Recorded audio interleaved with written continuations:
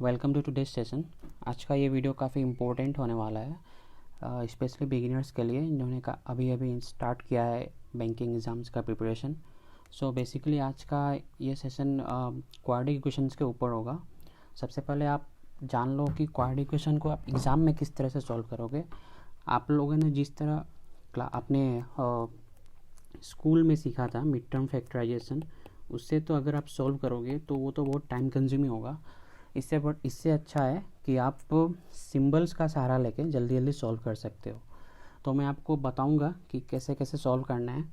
चलिए सबसे पहले देखते हैं कि ये मैंने जो एक क्वाड्रेटिक इक्वेशन का जनरल फॉर्म लिया है ax² + bx + c = 0।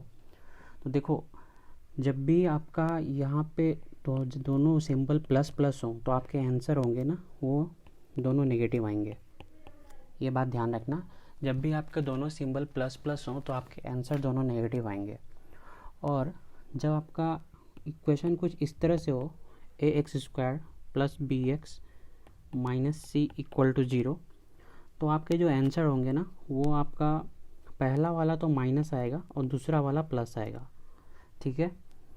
और जब भी आपके पहला वाला सिंबल नेगेटिव हो और दूसरा वाला सिंबल पॉजिटिव हो, तो आपका जो आंसर आएगा वो दोनों के सिंबल उसके पॉजिटिव होंगे। और आखिरी जो है, जब आपका तो पहला वाला सिंबल भी नेगेटिव हो और दूसरा वाला सिंबल भी नेगेटिव हो, तो आपका जो आंसर आएगा वो प्लस और माइनस में आएगा। ठीक है। ये 4 सिंबल्स आप याद, अगर आपको दिमाग में रहता है तो आप क्वेश्चंस को आसानी से सॉल्व कर सकोगे। देखो, और एक बात ध्यान रखना कि यहाँ पे आप जो ये देख रहे हो, ये वाला पार्ट अगर देख रहे हो, तो देखो यहाँ पे जो प्लस वाला पार्ट होगा वो बिगर नंबर के लिए होगा, बड़े वाले नंबर के लिए होगा, और माइनस स्मॉलर नंबर के लिए होगा। मैं आपका इसका एग्जांपल देके बताऊंगा अभी। और यहाँ पे आप देख रहे हो ना, यहाँ पे ये माइनस जो होगा वो बिगर नंबर के लिए होगा, और ये प्लस जो होगा वो स्मॉलर नंबर के लिए होगा। ठीक है। तो ये तो आप ये सारे पॉइंट्स आप अच्छे से याद ही कर लेना, समझ लेना, और एग्जांपल से मैं आपको समझाता हूँ। उसके बाद हम शॉर्ट जो सिंबल्स के सहारा लेकर हम इक्वेशन को 2-4 इक्वेशन सॉल्व करके दिखाऊंगा मैं आपको। जैसे कि मैं पहला अगर इक्वेशन लेता हूँ जिसमें दोनों सिंबल प्लस के, x² + 11x + 18 = 0। तो आप अगर इसको मिड टर्म फैक्टराइजेशन से करते हो तो ये तो सबको पता ही होगा कि मिड टर्म फैक्टराइजेशन कैसे करते हैं। पहले इसको इसके कोफिशिएंट से मल्टीप्लाई किया, 18 आया, फिर इसको ब्रेक करूँगा, ऐसे ब्रेक करना जिसका मल्टीप्लाई करने पे आपको 18 आए और एडिशन करने पे आपका 11 आए। तो ये था, यहाँ पे तो आपका 9 और 2 ही दिखता है। 9 × 2 18 होता है, 9 + 2 आपका 11 होता है। तो यहाँ पे आप दे दो 9 + 2। हालांकि एग्ज़ाम में इस तरह मत करना, मैं समझाने के लिए कर रहा हूँ। +18 = 0, x² + 9x + 2x + 18 = 0। और यहाँ से आप अगर x कॉमन लेते हो, यहाँ से 2 कॉमन लेते हो, x + 9 = 0, देन x + 2 x + 9 = 0। और जो आपका आंसर आएगा वो इधर x = -2 और x = -9। तो आप देखो, अगर मैंने यहाँ दोनों सिंबल, अगर मैं ये पॉजिटिव लेता हूँ, यहाँ पे देखो दोनों सिंबल पॉजिटिव है, तो हमारे आंसर जो है दोनों नेगेटिव आए। ठीक है, दोनों नेगेटिव आए। यहाँ पे मैंने बताया था आपको, देखो ये वाला कंडीशन। ठीक है। उसी तरह अब दूसरे एक इक्वेशन लेता हूँ, दूसरा इक्वेशन देखो, उसमें अगर मेरा पहला वाला सिंबल पॉजिटिव है और दूसरा वाला नेगेटिव है तो कैसे करोगे। ठीक है। अभी देखो इसको कैसे करना, आप यहाँ पे मल्टीप्लाई किया तो 96, और 10 को ऐसे ब्रेक करो कि मल्टीप्लाई करने पे आपका 96 आए और प्लस या एडिशन करने पे आपका 10 आए। ठीक है। तो 16 का टेबल अगर पता हो तो 16 6 96 होता है, और 16 - 6 आपका 10 होता है। तो मैं इसको इस तरह से लिख लेता हूँ,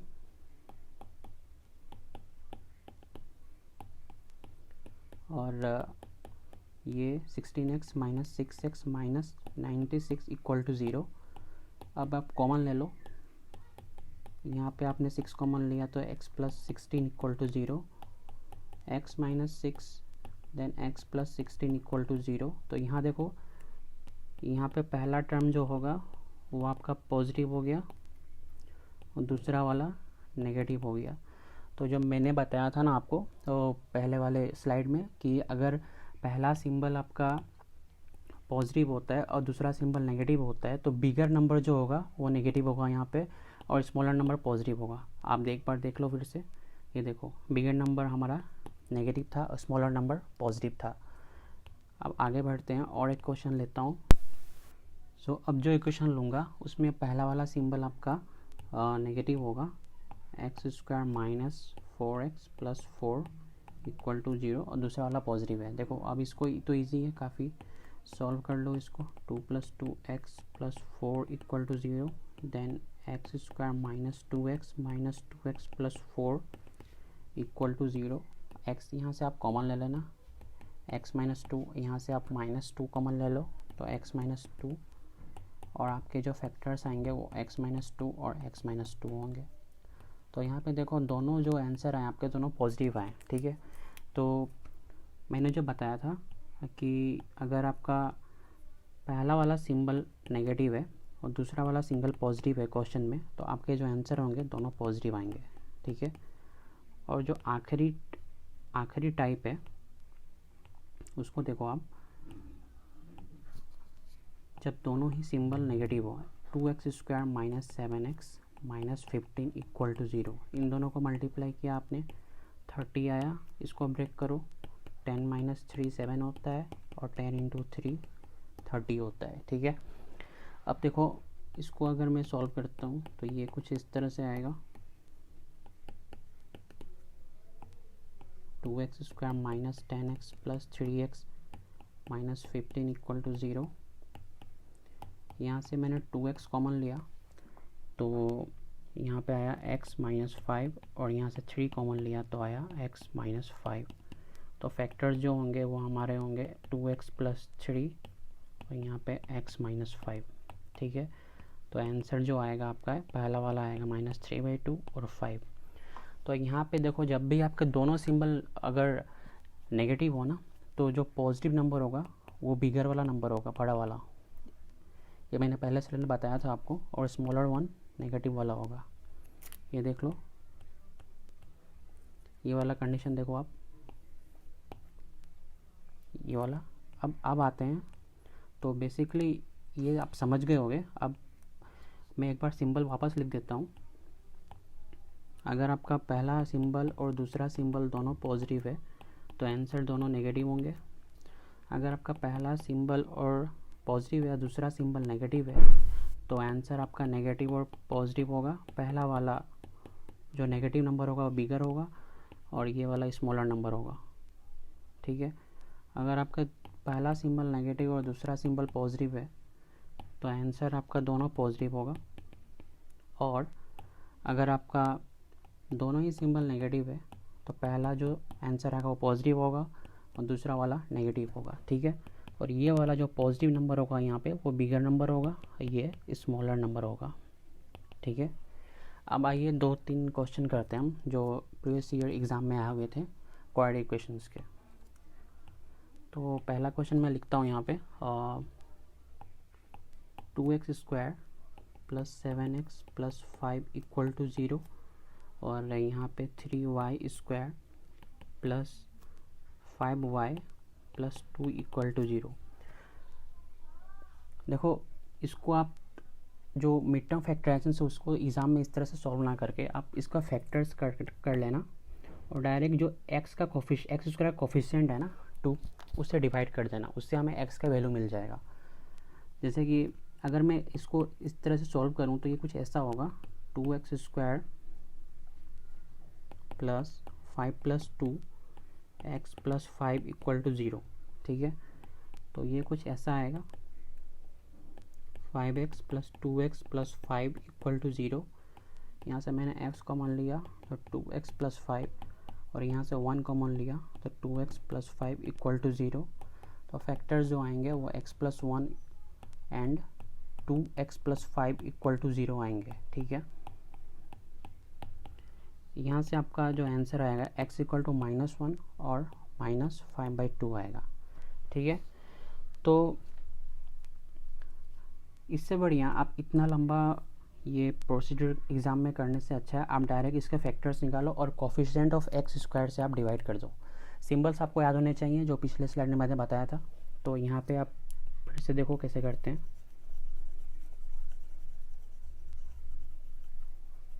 पहले मैं इसके ऑप्शंस लिख लेता हूँ, उसके बाद मैं बताता हूँ कैसे इसको करेंगे आप एग्ज़ाम में।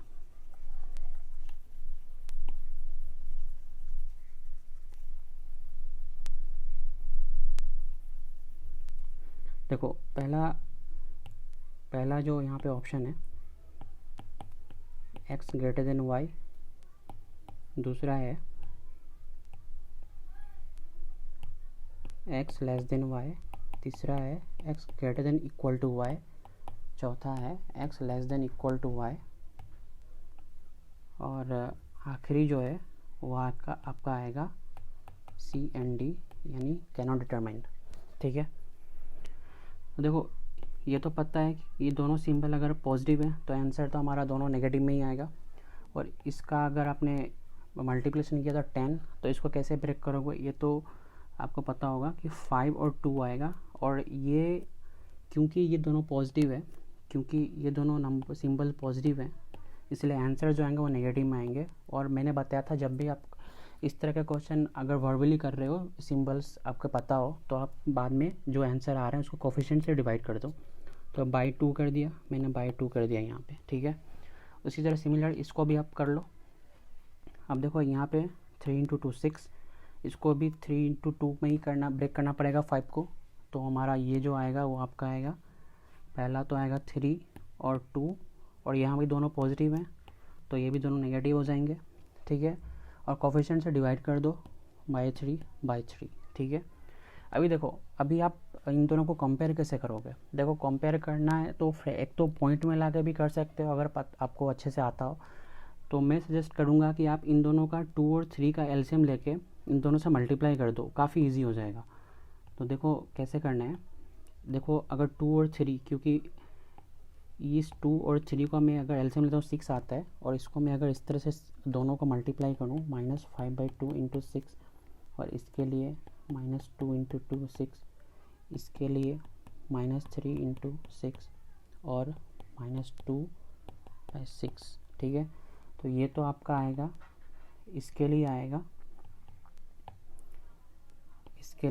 आपका -15 और -6, और इसके लिए आएगा आपका -6 और यहाँ पे -4। देखो ये थोड़ा लेंदी लग रहा होगा आपको, बट प्रैक्टिस आप जब कर लोगे तो काफ़ी इजी हो जाएगा। और ये वाला जो एलसीएम वाला प्रोसीड्यूर है ना, इससे आपका गलती होने के चांसेस भी काफ़ी कम होते हैं। तो फ्रैक्शन को कंपेयर करना कभी कभी मुश्किल होता है, स्पेशली जब एग्ज़ाम में जब आपका टाइम बहुत कम होता है। तो आप इसको वर्बली करो, फ्रैक्शन को एलसीएम लेकर मल्टीप्लाई कर दो, तो वो काफ़ी जल्दी आंसर देगा आपको। आप कंपेयर करो इसको -15 -16, यहाँ पे -15 और -6, यहाँ पे -6 15 से -15 से बड़ा है, और -4 इससे बड़ा है। ठीक है, -6 ये -6 पहला तो देखो -15 इसमें -6 बड़ा है, और यहाँ पे -4 भी -15 से बड़ा है। ठीक है, अब देखो यहाँ पे -6 बराबर है, और आखिरी जो है -4 है वो -6 से बड़ा है। तो हमारा जो आंसर आएगा वो आएगा x < y, यानी कि ऑप्शन डी ये वाला आएगा। ठीक है, अगला क्वेश्चन देखते हैं।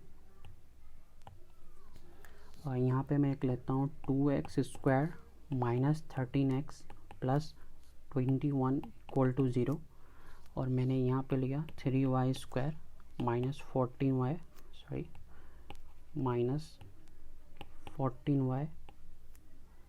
+ 15 = 0। देखो ये भी उस तरह क्वेश्चन है, पहले आप फैक्टर्स निकाल लेना, और यहाँ पे कोफिशिएंट है उसको डिवाइड कर देना, ठीक है। और लास्ट में आपको अगर कंपेयर करने में मुश्किल हो रही है तो आप क्या करो, इन दोनों का एलसीएम लेके उन दोनों को आंसर से मल्टीप्लाई कर देना, फिर कंपेयर करना काफ़ी इजी हो जाएगा। तो यहाँ पे देखो ये तो 42 हो रहा है, ये तो 42 हो रहा है, तो ये 7 और 6 का फैक्टर है, 7 + 6 13 होता है और 7 × 6 भी 42 होता है। तो ये देखो ये सिंबल्स देखो आप, सिंबल्स यहाँ पे ये नेगेटिव है, यहाँ पॉजिटिव है, ठीक है। जब भी नेगेटिव और पॉजिटिव होते हैं तो हमारे दोनों आंसर पॉजिटिव में आते हैं। तो 7 और 6 हो जाएगा, कोफिशिएंट से मैंने डिवाइड किया।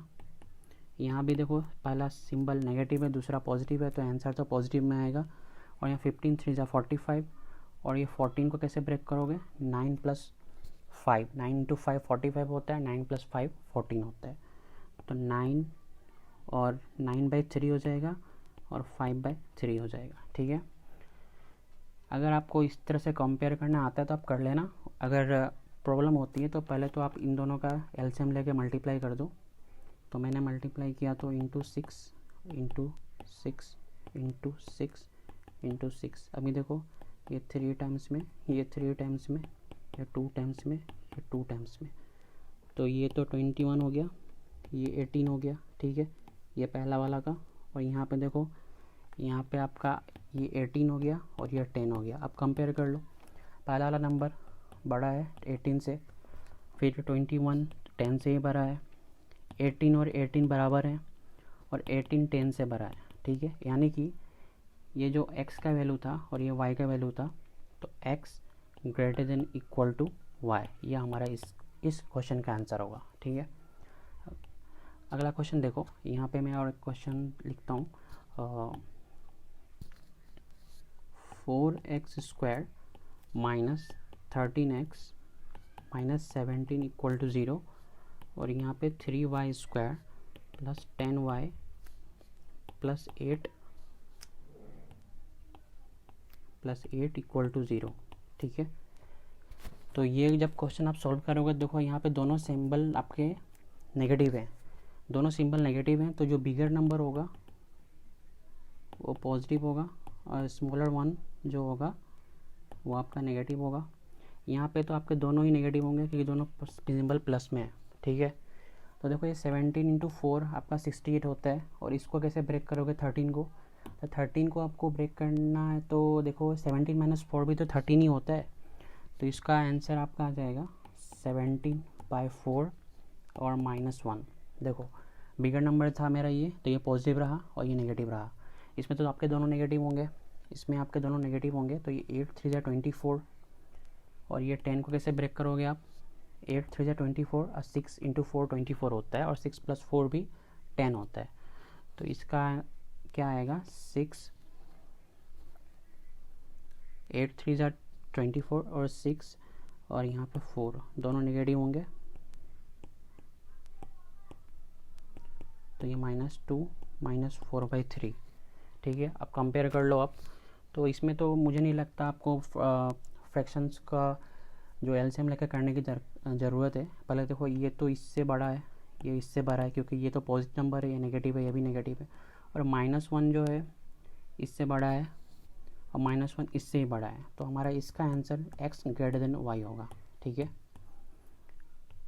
तो आखिरी क्वेश्चन देखते हैं, x² + 10x - 96 = 0, 3y² + 11y - 14 = 0। इसको सॉल्व करोगे तो इसका फैक्टर देखो 96 है, तो 16 और 6 का ही फैक्टर होगा, तो प्लस माइनस है तो आंसर हमारा माइनस प्लस में, अगर प्लस माइनस अगर सिंबल होते हैं तो आंसर माइनस और प्लस में होगा, और बिगर नंबर होगा वो जो नेगेटिव होगा, ठीक है। तो ये -16 और 6, और यहाँ पे प्लस माइनस, यहाँ भी same case, minus plus, bigger number होगा जो आपका वो नेगेटिव होगा, या स्मॉलर वन पॉजिटिव होगा, ठीक है। तो यहाँ पे आपका आएगा 14 और 3, तो इसको 14 और 3 और इसको अगर आप ब्रेक करोगे तो -14/3 और यहाँ पे 1 आएगा, ठीक है। अब इसको कंपेयर करो आप, -16 इससे कंपेयर किया, -16 और इसमें इसमें देखो -16 से ये नंबर तो ये नंबर मुझे बड़ा लगता है, और ये पॉजिटिव है तो ये बड़ा होगा। फिर 6 से ये बड़ा है और 6 से ये बड़ा है, तो ये तो CND हो गया ना, ये तो CND हो गया, क्योंकि ये इससे बड़ा है, सॉरी ये -14/3 इससे बड़ा है, और ये इससे बड़ा है, फिर ये इससे बड़ा है और ये इससे बड़ा है, तो ये तो अपोजिट केसेस हो गए, तो CND हो गया।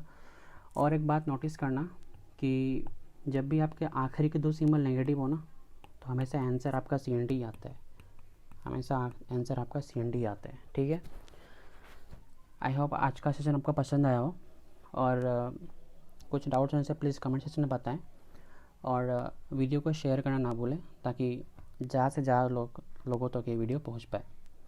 आज का वीडियो पूरा देखने के लिए थैंक यू।